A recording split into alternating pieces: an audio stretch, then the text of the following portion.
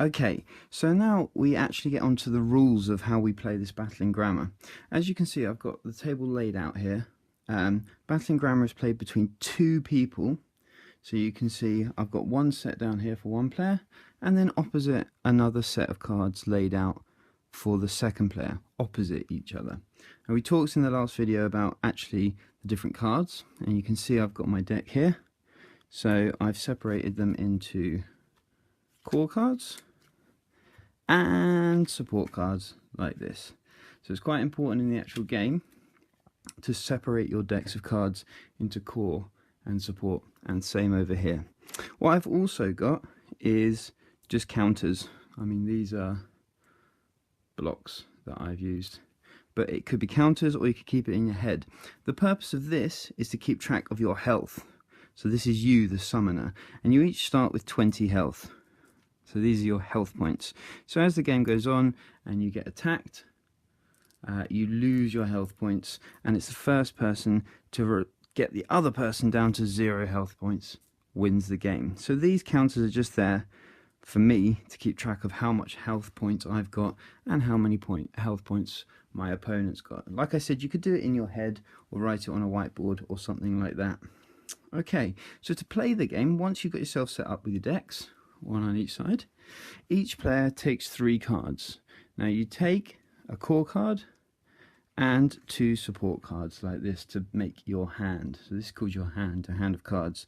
Now whenever you draw cards in the game, you can only draw 1 core card at a time.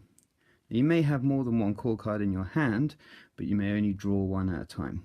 Okay, so I've drawn my cards, and you can see in my hand down here I've got myself a noun, which is my core card, a past tense, and a main.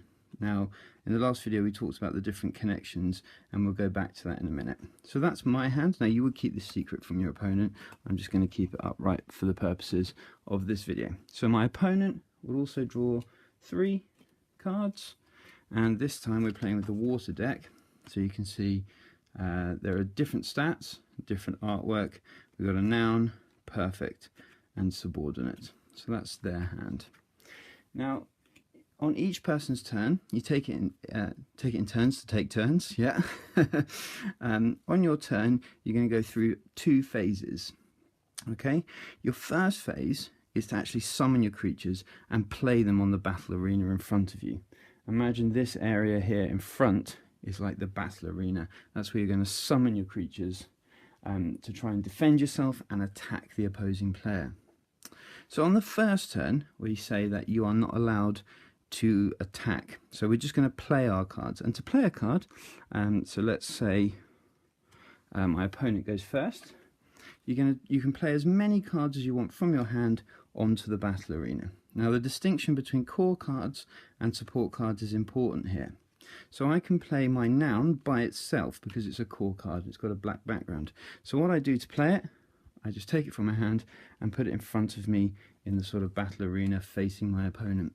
That shows that I've played it and it's out on the battlefield ready to attack or to defend. Now these support cards, they can't be played by themselves. So I can't have them by themselves out there. They would need to be attached to a core card. Now if we have a look at these 2 here, you can see the perfect one.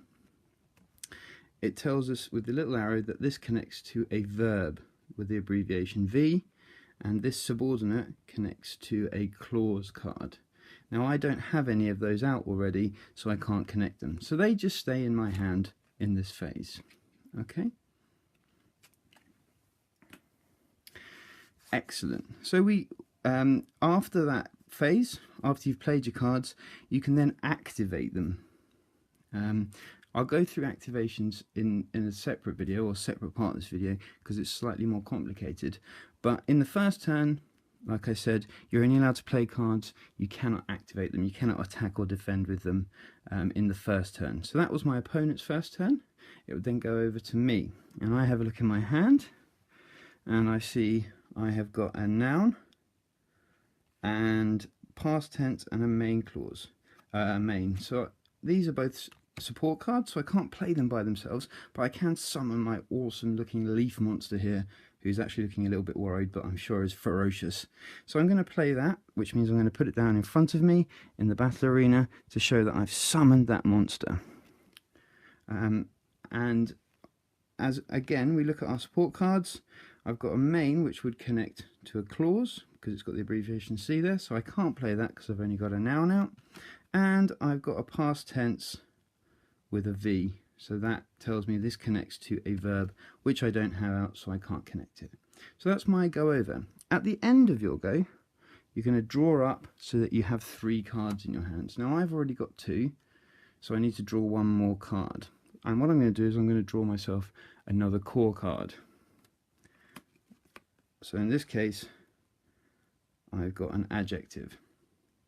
Okay, so this tells me that I've got an adjective and I'm ready for my opponent's next turn. So actually what I should have done at the end of my opponent's turn is then drawn up to 3 cards at the end. We'll see what they've got there. So they have got a verb. Okay. Then play goes back over to your opponent. They take their hand and they go through that first phase again, which is to summon creatures and play them. So this time I've got my core card, so I'm going to play that core card there.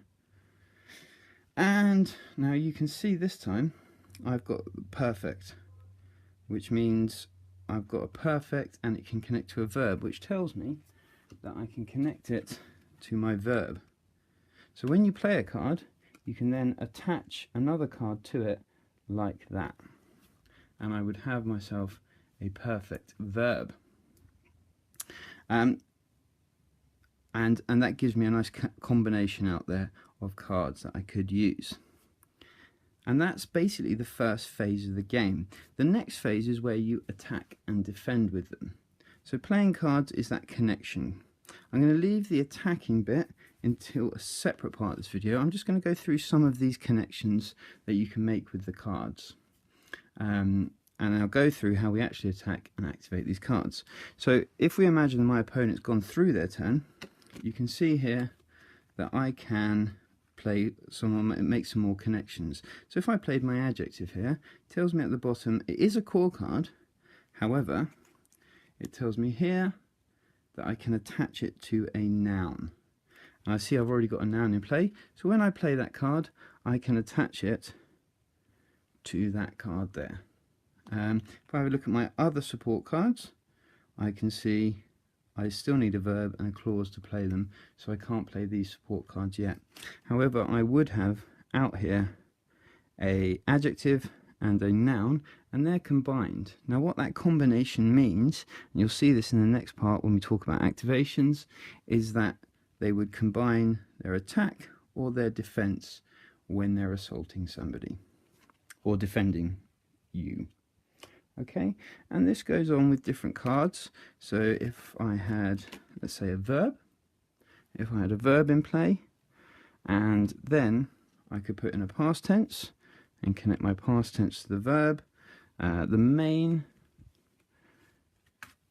if we find myself a clause, you can connect your main to a clause to make a main clause. Now, speaking in grammatical terms, this is also called an independent clause. Sometimes we call it a main clause, sometimes it's an independent clause. So you can connect these ones and you can keep going. So like for the verb, now verbs are pretty strong in this case because there's quite a lot of cards that can connect to them. So for instance, I could have a progressive and I could add that onto my verb. So then I would have a progressive past tense verb. And this is where the grammar really hits home. It gives you some quite interesting discussions. So for example, if I tried to play that then and had a perfect progressive past tense verb, you end up with some quite interesting discussions about what's possible and how you would go about doing that. So these are the connections that you can make with the cards, and this is how you build more powerful creatures and more powerful creature groups. So when you connect 2 cards together like this, or like this becomes a group, and it essentially acts as 1 card from then on. You can't split them apart anymore, they are connected together. In this case, I suppose the little forest sprite has become great friends with this tree monster and they don't want to split apart. Maybe they're in a relationship, who knows. So that's how we connect our cards, and that's the first phase that you do on your turn, is you play cards in front of you. Once they're played, you can't take them back. Okay, next I'll look at how we then actually activate the cards and attack and defend. Okay.